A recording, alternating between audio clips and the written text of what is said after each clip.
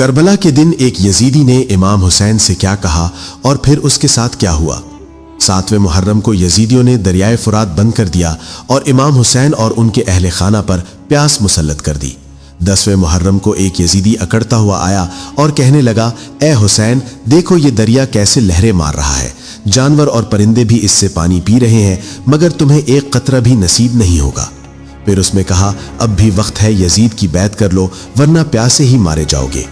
یہ سن کر امام حسین کی آنکھوں میں جلال آ گیا۔ آپ نے آسمان کی طرف نظر اٹھائی اور دعا کی۔ پھر اس یزیدی کے ساتھ وہ ہوا جس کا کسی نے تصور بھی نہ کیا تھا۔